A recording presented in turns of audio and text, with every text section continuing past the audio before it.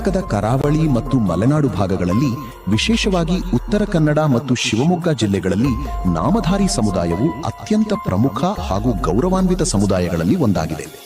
ಐತಿಹಾಸಿಕವಾಗಿ ಇವರು ಕೃಷಿಕರು ಮತ್ತು ರಕ್ಷಣಾ ಪಡೆಗಳಲ್ಲಿ ಸೈನಿಕರಾಗಿ ಗುರುತಿಸಿಕೊಂಡಿದ್ದರು.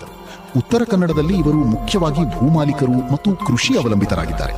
ಇವರು ಹೆಚ್ಚಾಗಿ ಉತ್ತರ ಕನ್ನಡ ಜಿಲ್ಲೆಯ ಹೊನ್ನಾವರ, ಕುಮಟಾ, ಅಂಕೋಲಾ, ಕಾರವಾರ ಮತ್ತು ಭಟ್ಕಳ ತಾಲೂಕುಗಳಲ್ಲಿ ಕಂಡುಬರುತ್ತಾರೆ. ಅಲ್ಲದೆ ಶಿವಮೊಗ್ಗ ಮತ್ತು ದಕ್ಷಿಣ ಕನ್ನಡದ ಕೆಲ ಭಾಗಗಳಲ್ಲೂ ವಾಸವಾಗಿದ್ದಾರೆ.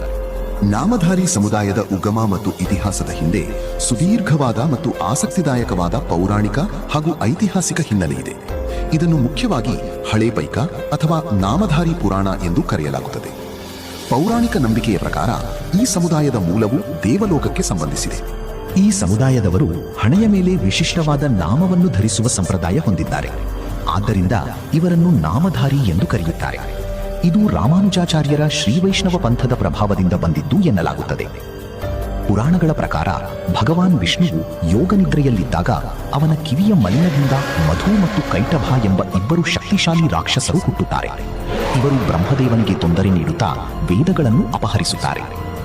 ಬ್ರಹ್ಮನನ್ನು ರಕ್ಷಿಸಲು ವಿಷ್ಣುವು ಈ ರಾಕ್ಷಸರೊಂದಿಗೆ ಯುದ್ಧ ಮಾಡಬೇಕಾಗುತ್ತದೆ.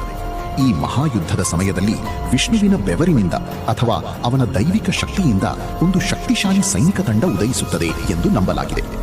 ಈ ಸೈನ್ಯವು ಮಧುಕೈಟಭರ ವಿರುದ್ಧದ ಹೋರಾಟದಲ್ಲಿ ವಿಷ್ಣುವಿಗೆ ಸಹಾಯ ಮಾಡಿತು.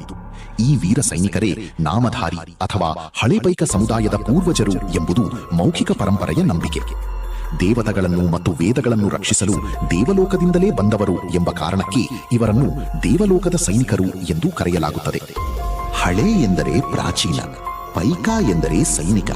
ಅಂದರೆ ಮಧುಕೈಟಭರ ಕಾಲದಷ್ಟು ಹಳೆಯದಾದ ಸೈನಿಕ ಪರಂಪರೆಯನ್ನು ಹೊಂದಿರುವವರು ಎಂದರ್ಥ. ಒಟ್ಟಾರೆಯಾಗಿ ಈ ಪುರಾಣವು ನಾಮಧಾರಿ ಸಮುದಾಯವನ್ನು ಧರ್ಮರಕ್ಷಕ ಮತ್ತು ಕ್ಷತ್ರಿಯ ಮೂಲದವರೆಂದು ಬಿಂಬಿಸುತ್ತದೆ. ವಿಜಯನಗರದ ಅರಸರ ಕಾಲದಲ್ಲಿ ಇವರು ಸೈನ್ಯದ ಅತ್ಯಂತ ಹಳೆಯ ಮತ್ತು ನಂಬಿಕಸ್ಥ ಪಡೆಯಾಗಿದ್ದರು. ವಿಜಯನಗರದ ರಾಜರಿಗೆ ಇವರು ಆಪ್ತ ಅಂಗರಕ್ಷಕರಾಗಿ ಕೆಲಸ ಮಾಡುತ್ತಿದ್ದರು. ರಾಜರು ಇವರಿಗೆ ಗೌರವಾರ್ಥವಾಗಿ ನಾಯಕ್ ಎಂಬ ಬಿರುದುಗಳನ್ನು ನೀಡಿದ್ದರು. ಪಂಜಾಬ್ನ ಸಿಖ್ ಧರ್ಮದಲ್ಲೂ ನಾಮಧಾರಿ ಕೂಕಾ ಚಳುವಳಿ ಎಂಬ ಪಂಥವಿದೆ. ಆದರೆ ಕರ್ನಾಟಕದ ನಾಮಧಾರಿ ನಾಯಕ ಸಮುದಾಯಕ್ಕೂ ಅದಕ್ಕೂ ಯಾವುದೇ ಸಂಬಂಧವಿಲ್ಲ. ನಮ್ಮ ಕರಾವಳಿಯ ನಾಮಧಾರಿಗಳು ಕ್ಷತ್ರಿಯ ಮೂಲದ ಕೃಷಿಕ ಮತ್ತು ಸೈನಿಕ ಪರಂಪರೆಯವರು. ಅಂಕೋಲಾ ಭಾಗದಲ್ಲಿ ನಡೆಯುವ ಪ್ರಸಿದ್ಧ ಬಂಡಿ ಹಬ್ಬಗಳಲ್ಲಿ ಈ ಸಮುದಾಯದವರ ಪಾತ್ರ ಮತ್ತು ಪಾಲ್ಗೊಳ್ಳುವಿಕೆ ಬಹಳ ದೊಡ್ಡದು. ಇಂದು ನಾಮಧಾರಿ ಸಮುದಾಯವು ಶಿಕ್ಷಣ ಮತ್ತು ರಾಜಕೀಯ ಕ್ಷೇತ್ರದಲ್ಲಿ ಬಹಳ ಪ್ರಬಲವಾಗಿದೆ.